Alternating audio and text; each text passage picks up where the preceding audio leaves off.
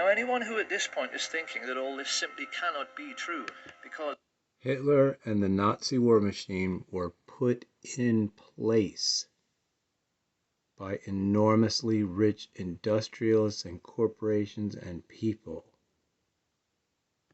if it was, someone would have sued. Well, someone did.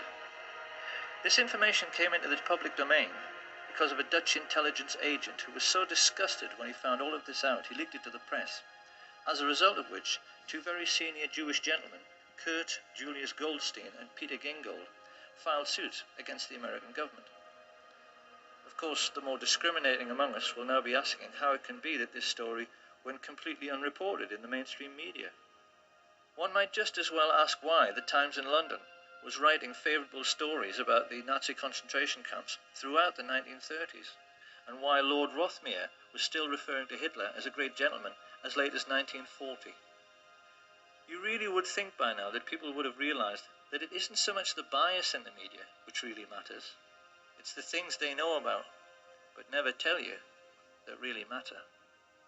Because the truth is that the press knew exactly what was going on in the concentration camps all through the war. They never said a word about it, because they knew who was making money from the slave labour. Now, it's very easy to imagine what the response of a conservative politician, American or British, would be to all of this. If all of this is true, he's bound to ask why nobody said a word about American industrialists building Hitler's war machine at the Nuremberg trials. How come it never got mentioned? Where?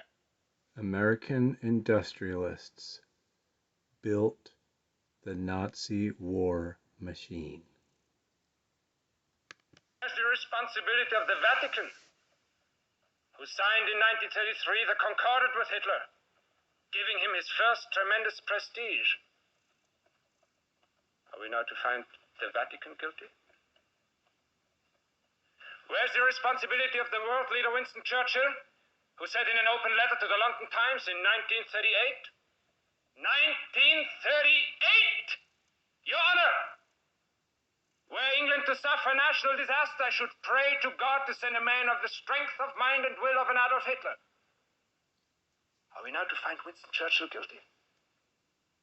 Where's the responsibility of those American industrialists who helped Hitler to rebuild his armaments and profited by that rebuilding? Are we now to find the American industrialists guilty? No, Your Honor, no. Germany alone is not guilty. The whole world is as responsible for Hitler as Germany.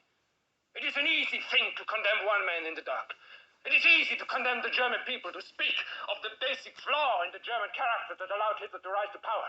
But at the same time, comfortably ignore the basic flaw of character that made the Russians sign pacts with him. Winston Churchill praise him. American industrialists profit by him. American industrialists profit by him. Profit by him. Profit by him. Profit by him. Profit by him. Profit by him. Profit by him.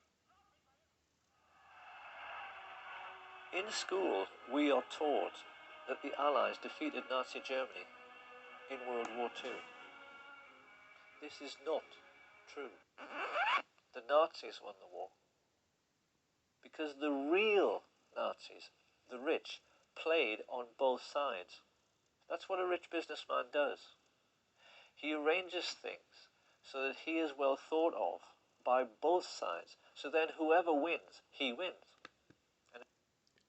The Nazi war machine was financed by American industrialists. Germany was broke. There's no way that you can build a superhighway system